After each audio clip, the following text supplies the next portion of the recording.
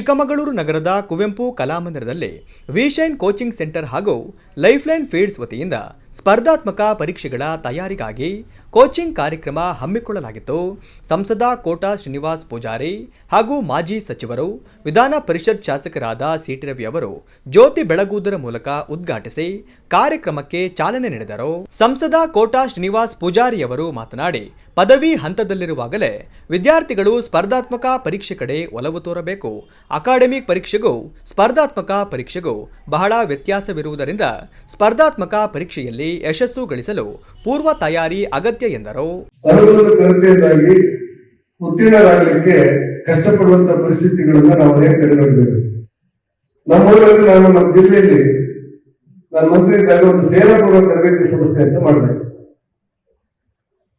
ಈ ಸೇನಾಪುರ ಸೇವೆ ಸೇರೋದರಿಗೆ ಒಂದು 6 ತಿಂಗಳ ಕಾಲ ಟ್ರೈನಿಂಗ್ ಕೊಡೋದು ಉದ್ದೇಶ. ಇವತ್ತಿನ ಅಂಕಿಅಂಶ ತೆಗೆದು ನೋಡಿದ್ರೆ 165 ಜನ ಆ ತರಬೇತಿ ಸಂಸ್ಥೆಯ ಮೂಲಕ ಸೇವೆಗೆ ಸೇರ್ಪಡೆ ಆಗಲಿಕ್ಕೆ ಅವಕಾಶವನ್ನು ಪಡೆದಿದ್ದಾರೆ, ಉತ್ತೀರ್ಣರಾಗಿದ್ದಾರೆ, ಕೆಲವರು ಸೇರಿದ್ದಾರೆ, ಇನ್ನೂ ಸೇರ್ಪಡಿದ್ದಾರೆ. ಒಂದು ಸಣ್ಣ ಸೇನಾ ತರಬೇತಿ ಸಂಸ್ಥೆ ಒಂದು ಸರ್ಕಾರ ನಡೆಸಿ ನಮ್ಮ ಪರಿಸರದಲ್ಲಿರುವಂತಹ 165 ಜನ ಸೇವೆಗೆ ಸೇರ್ತಾರೆ, ಅಗ್ನಿಗಳಿಗೆ ಸೇರ್ತಾರೆ ಅಂದ್ರೆ ಬಹಳ ದೊಡ್ಡ ಸುದ್ದಿಯಾಗಿ ನಮಗೆ ಕಂಡು ಬರುತ್ತೆ ಇಡೀ ರಾಜ್ಯದಲ್ಲಿ. ಹಾಗಾಗಿ ತರಬೇತಿ ಅವಶ್ಯಕತೆಗಳು ಅನಿವಾರ್ಯತೆ ಇರುತ್ತೆ. ಎಂತ ಪ್ರಶ್ನೆಗಳು ಬರ್ಬೋದು ಅಂತ ತಿಳ್ಕೊಳ್ಬೇಕು. ಆ ಪ್ರಶ್ನೆಗಳನ್ನು ಹೇಗೆ ಉತ್ತರ ಕೊಡಬೇಕು ಅಂತ ಯೋಚನೆ ಮಾಡಬೇಕು. ನಮ್ಮ ಅನುಭವಗಳನ್ನು ಹೆಚ್ಚು ಮಾಡಿಕೊಂಡು ಅತ್ಯಂತ ಆತ್ಮವಿಶ್ವಾಸದಿಂದ ಈ ತರಬೇತಿಯನ್ನು ಪಡೆದು ನಂತರ ಸ್ಪರ್ಧೆಯಲ್ಲಿ ಭಾಗವಹಿಸಿದ್ರೆ ಹೆಚ್ಚು ಪರಿಣಾಮ ಆಗುತ್ತೆ ಅಂತ ನಾವು ಅಂದ್ಕೊಳ್ಳೋದು. ಅನೇಕ ಸರಿ ಶ್ರಮವಹಿಸಿ ದುಡಿಯುವಂತ ವಿದ್ಯಾರ್ಥಿಗಳಿಗೆ ಅವಕಾಶ ಸಿಗುವುದಿಲ್ಲ. ಆನ್ಲೈನ್ ನಕಲು ಮಾಡಿ ಕೆಲವರಿದ್ದಾರೆ. ಉಡುಪಿ ಜಿಲ್ಲೆ ಉಸ್ತುವಾರಿ ಮಂತ್ರಿಯಾಗಿ ನಾನು ಕೆಲಸ ಮಾಡ್ತಾ ಇದ್ದೆ. ರೇಜು ಅಂತ ಈಗ ಹಣಕಾಸು ಇಲಾಖೆಯಲ್ಲಿರುವಂತಹ ನಿರ್ದೇಶಕರು ಅವತ್ತು ನಮ್ಮ ಡಿಸಿ ಆಗಿದ್ರು. 21 ಜನ ವಿಎಗಳನ್ನ ನೇರ ನೇಮಕಾತಿಯಲ್ಲಿ ತಗೊಂಡಿದ್ರು. 21 ಜನ ವಿಎಗಳನ್ನು ಜಿಲ್ಲೆಗೆ ಅವರಿಗೆ ಆದೇಶ ಪ್ರತಿ ಕೊಡುವಾಗ ಡಿಸಿ ಅದನ್ನು ಸೇವ್ ಮಾಡಬೇಕಂತೆ. ಅವ್ರಿಗೆ ಸೇವ್ ಮಾಡಲಿಕ್ಕೆ ಬರ್ತಾ ಇಲ್ಲ. ಡಿಸಿ ನೋಡ್ತಾ ಇದ್ದಾರೆ, ಅವ್ರು ಏನೇ ಬರೀತಾರೆ ಅವ್ರ ಹೆಸರನ್ನ. ಕಡೆಗೆ ಜಿಲ್ಲಾಧಿಕಾರಿ ಪುನಃ ವೆರಿಫೈ ಮಾಡಿದಾಗ ಪರೀಕ್ಷೆ ಅವರು ಬರ್ದದ್ದಲ್ಲ ಅಂತ ಗೊತ್ತಾಯ್ತು. ಅವರಿಗೆ ಪರೀಕ್ಷೆ ಅವರು ಬರ್ದದ್ದಲ್ಲ ಅಂತ ಗೊತ್ತಾಯ್ತು. ಎಷ್ಟೋ ಕಷ್ಟಪಟ್ಟು ಓದುವಂತ ಹುಡುಗರಿದ್ದಾರೆ. ಮಾಜಿ ಸಚಿವರು ವಿಧಾನ ಪರಿಷತ್ ಶಾಸಕರಾದ ಸಿಟಿ ರವಿ ಅವರು ಮಾತನಾಡಿ, ಮಾನಸಿಕ ಸಿದ್ಧತೆ, ಕಠಿಣ ಪರಿಶ್ರಮ ಹಾಗೂ ತಿಳಿದುಕೊಂಡಿದ್ದನ್ನ ಅಭಿವ್ಯಕ್ತಿಸುವ ರೀತಿ ನಿಮ್ಮನ್ನ ಯಶಸ್ಸಿನ ಶಿಖರದತ್ತ ಕೊಂಡೊಯ್ಯುತ್ತವೆ. ಯಶಸ್ಸು ಮತ್ತು ವಿಫಲತೆ ಎರಡನ್ನೂ ಸಮಾನವಾಗಿ ಸ್ವೀಕರಿಸುವ ಮನೋಭಾವ ಬೆಳೆಸಿಕೊಳ್ಳಿ ಎಂದರು. ಇದೊಂದು ಅವಕಾಶ ತಪ್ಪಿಸ್ಕೊಳ್ಳೋಣ, ಅಕಸ್ಮಾತ್ ಆಗ್ಲಿಲ್ಲ ನಿರಾಶೆ ಆಗೋದು ಬೇಡ. ಇನ್ನೆಲ್ಲ ಒಂದು ಅವಕಾಶದ ಹೆಬ್ಬಾಗಿಲು ನಮ್ಮನ್ನು ಕಾಯ್ಕೊಂಡು ಕೂತಿರುತ್ತೆ ಅನ್ನೋದನ್ನ ಮರಿಬಾರದು. ಹಾಗಾಗಿ ಈ ನೆಲೆಯಲ್ಲಿ ನಾವೆಲ್ಲರೂ ಇದನ್ನ ಆತ್ಮವಿಶ್ವಾಸದಿಂದ ಈ ಪರೀಕ್ಷೆಯನ್ನು ಎದುರಿಸೋಣ ಅಂತಕ್ಕಂಥ ಮಾತನ್ನು ಹೇಳ್ತಾ, ವಿಶೈನ್ ಕೋಚಿಂಗ್ ಸೆಂಟರ್ ಯಾವುದೇ ಪ್ರತಿಫಲಾಪೇಕ್ಷೆ ಇಲ್ಲದೆ ಚಿಕ್ಕಮಗಳೂರಿಗೆ ಬಂದು ಚಿಕ್ಕಮಗಳೂರಿನ ಮಕ್ಕಳಿಗೆ ಇದರ ಒಂದು ತರಬೇತಿಯನ್ನ ಆಯೋಜನೆ ಮಾಡಿರೋದಕ್ಕೆ, ಮತ್ತು ನಾವಾದರೂ ರಾಜಕಾರಣಿಗಳು ಕನಿಷ್ಠ ನಿಮ್ಮ ಹತ್ರ ವೋಟ್ ಕೇಳಕ್ಕಾದ್ರೂ ಬರ್ತೀವಿ. ಕಿಶೋರ್ ಕುಮಾರ್ ಹೆಗಡೆ ಅವರು ಇದನ್ನ ಯಾವುದನ್ನು ಕೇಳಕ್ ಬರಲ್ಲ, ಅವ್ರು ವೋಟ್ ಕೇಳಕ್ಕೂ ಬರಲ್ಲ. ಅವರಿಗಿರೋದು ನಾನೇನಾದ್ರೂ ಒಂದಷ್ಟು ಒಳ್ಳೆ ಕೆಲಸವನ್ನು ಸಮಾಜಕ್ಕೆ ಮಾಡಬೇಕು ಅನ್ನುವಂಥ ತುಡಿತ ಮಾತ್ರ. ಅಷ್ಟು ಮಾತ್ರ ಅಲ್ಲ, ಹಾಗೆ ರಾಷ್ಟ್ರ ಹಿತದ ಚಿಂತನೆಯನ್ನ ಇಟ್ಕೊಂಡು ಸಂಸ್ಥೆಯನ್ನ ಕಟ್ತಾ ಇರ್ತಕ್ಕಂಥವ್ರು. ಅವ್ರು ಯಾವತ್ತೂ ರಾಷ್ಟ್ರಹಿತದ ಚಿಂತನೆಯನ್ನು ಬಿಟ್ಕೊಟ್ಟವರಲ್ಲ. ಆಗಾಗ ನಮಗೆ ಒಮ್ಮೊಮ್ಮೆ ವಿಡಿಯೋಗಳನ್ನು ಕಳಿಸ್ತಿರ್ತಾರೆ.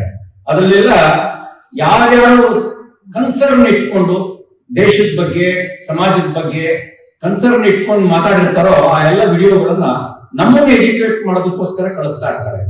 ಆ ತರದ ಒಂದು ವ್ಯಕ್ತಿತ್ವ ಇರತಕ್ಕಂತ ಕಿಶೋರ್ ಕುಮಾರ್ ಹೆಗಡೆ ಅವರು, ನಿಮ್ಮ ಆರಂಭದ ಜೀವನ ನಿಮ್ ಬಹಳ ಜನರಿಗೆ ಗೊತ್ತಿಲ್ಲ.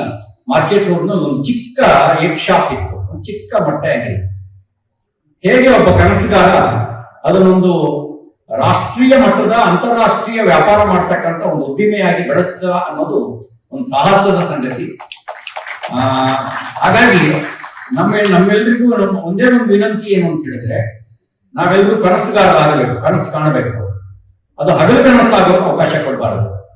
ಕನಸು ಕಾಣಬೇಕಾದ್ರೆ ಅದರ ಕಂಜೂಸ್ನೆಸ್ ಬೇಡ, ಅಂದ್ರೆ ಸಂಕುಚಿತತೆ ಬೇಡ. ಕನಸು ಕಾಣದೇ ಉಂಟಂತೆ, ಕನಸಿಗೇನು ಟ್ಯಾಕ್ಸ್ ಇಲ್ಲ, ಅದಕ್ಕೇನು ಯಾರು ದುಡ್ಡು ಕೇಳಲ್ಲ. ಯಾಕೆ ಅಂತೀವಿ, ಕನಸೇ ಕಾಣ್ತೀವಿ ಅಂದ್ರೆ ದೊಡ್ಡ ಕನಸು ಕಾಣೋಣ. ಕನಸು ಕಂಡ ಮೇಲೆ ಆ ಕನಸನ್ನ ನನಸು ಮಾಡೋದ್ರ ಕಡೆಗೆ ಒಂದೊಂದೇ ಹೆಜ್ಜೆ ಇಟ್ಟಿರ್ತಾವ. ಜಿಲ್ಲಾ ಪಂಚಾಯಿತಿ ಮುಖ್ಯ ಕಾರ್ಯನಿರ್ವಹಣಾ ಅಧಿಕಾರಿ ಕೀರ್ತನಾ ಅವರು ಮಾತನಾಡಿ, ಮೊದಲ ಬಾರಿಗೆ ವಿಫಲರಾಗಬಹುದು, ಆಗ ಸ್ಪರ್ಧೆಯಿಂದ ದೂರ ಉಳಿಯದೆ ಕ್ರಮಬದ್ಧ ಅಧ್ಯಯನ ನಿಮ್ಮದಾಗಿದ್ದರೆ ಯಶಸ್ಸು ಕನಸಾಗಿ ಉಳಿಯಲಾರದು, ನನಸಾಗಿ ನಿಮಗೆ ತೃಪ್ತಿ ನೀಡುತ್ತದೆ.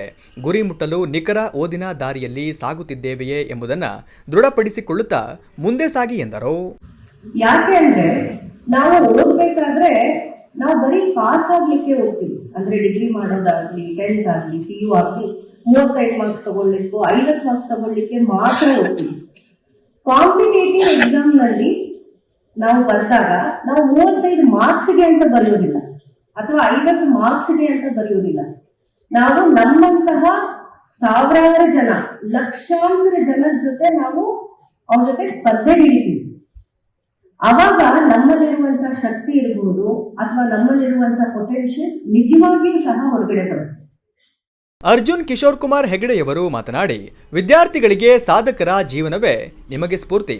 ಪದವಿ ಹಂತ ಮುಗಿದ ನಂತರ ತಾವು ಸ್ಪರ್ಧಾತ್ಮಕ ಪರೀಕ್ಷೆ ಎದುರಿಸಬೇಕಾಗುತ್ತದೆ. ಸ್ಪರ್ಧಾತ್ಮಕ ಪರೀಕ್ಷೆಯಲ್ಲಿನ ಯಶಸ್ಸಿಗೆ ಆಂತರಿಕ ಪ್ರೇರಣೆ, ಪೂರ್ವ ತಯಾರಿ ಹಾಗೂ ಮಾರ್ಗದರ್ಶನ ಬೇಕಾಗುತ್ತದೆ ಎಂದರು. ನೀವು ಬಂದಿರೋದೇ ದೊಡ್ಡ ಮೋಟಿವೇಶನ್. ಯಾಕಂದರೆ ಇಲ್ಲಿಗೆ ಬರ್ತಿರ್ಲಿಲ್ಲ ಅಂತ ಹೇಳಿದ್ರೆ ನಿಮಗೆ ಮೋಟಿವೇಶನ್ ಇಲ್ಲ ಅಂತ ಹೇಳಿ. ಅದಕ್ಕಾಗಿ ಒಂದು 4 ಪ್ರಿನ್ಸಿಪಲ್ಸ್ ನಮ್ಮ ತಂದೆಯವರು ಯಾವಾಗಲೂ ಹೇಳೋದು, ನಮ್ಮ ಎಕ್ಸಿಕ್ಯೂಟಿವ್ಸಿಗಾಗಲಿ, ನಮ್ಮ ಸ್ಟಾಫ್ ಮೆಂಬರ್ಸ್ಗಾಗಲಿ, ನಮಗಾಗಲಿ, ನಾವು ಸಣ್ಣವರಿಂದ ಕೇಳಿದ್ದಿಷ್ಟೇ. ಮೊದಲನೇದಾಗಿ ಕಂಟ್ರಿ ಫಸ್ಟ್, ದೇಶ ಮೊದಲು. ದೇಶ ಕರೆಕ್ಟಾಗಿ ಇಲ್ಲ ಅಂತ ಹೇಳಿದರೆ, ಅದು ಸರ್ವೈವ್ ಆಗಲಿಲ್ಲ ಅಂತ ಹೇಳಿದರೆ ನಾವು ಯಾರು ಇರಲ್ಲ, ನೀವು ಎಕ್ಸಾಮ್ಸು ಕೊಡೋಕ್ಕಾಗಲ್ಲ, ನೀವು ಏನು ಅಚೀವ್ ಮಾಡೋಕ್ಕೂ ಆಗಲ್ಲ. So it's always country first. So work towards that. ನೀವು ಖುಷಿಯಾಗಿರ್ತೀರ ಅಂತ ಹೇಳಿ ನಮ್ಗೆ ಯಾವಾಗಲೂ ಅದನ್ನು ಬೋಧನೆ ಮಾಡ್ತಾ ಇರ್ತಾರೆ. ಅದಾದಮೇಲೆ ಕಾರ್ಯಕ್ರಮದಲ್ಲಿ ನಗರಸಭೆ ಅಧ್ಯಕ್ಷರಾದ ಭವ್ಯ ಮಂಜುನಾಥ್, ತಹಶೀಲ್ದಾರ್ ರೇಷ್ಮಾ ಶೆಟ್ಟಿ, ಬಿಜೆಪಿ ಜಿಲ್ಲಾಧ್ಯಕ್ಷರಾದ ದೇವರಾಜ್ ಶೆಟ್ಟಿ, ಬಿಜೆಪಿ ರಾಜ್ಯ ರೈತ ಮೋರ್ಚಾ ಪ್ರಧಾನ ಕಾರ್ಯದರ್ಶಿ ಕಲ್ಮರುಡಪ್ಪ, ಮಣಿಕಂಠ ಕಂದಸ್ವಾಮಿ, ಮನೋಜ್ ಹಳೆಕೋಟೆ, ಸುಬ್ರಹ್ಮಣ್ಯ ಭಟ್, ಗೌರವ್ ಶೆಟ್ಟಿ ಉಪಸ್ಥಿತರಿದ್ದರು.